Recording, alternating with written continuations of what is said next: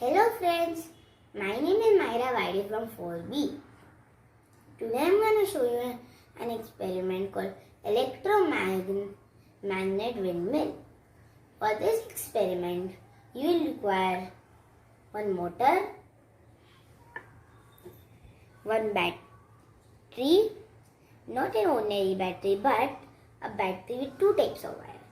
Red one is the electromagnet wire, the black one is the copper wire, and types of propellers. Any propeller you can choose.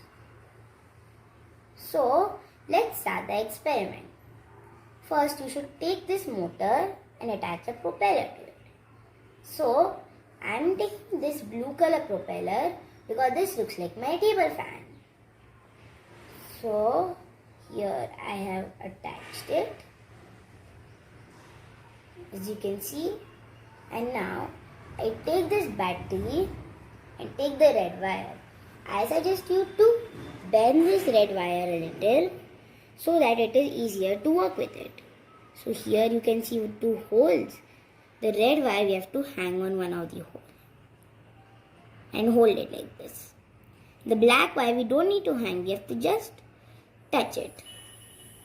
As you can see, when I touch it, the fan rotates, and when I don't, it stops like this. So this shows that the power in this battery is stored, something like electric power. And as you know, copper is a very good conductor of electricity. So it is conducting all the electricity into this motor shaft. Because of that, it starts rotating and then the fan rotates like this. This same concept can be applied to helicopters, ceiling fans, windmills, etc. This concludes my experiment. Thank you. Hope you enjoyed it.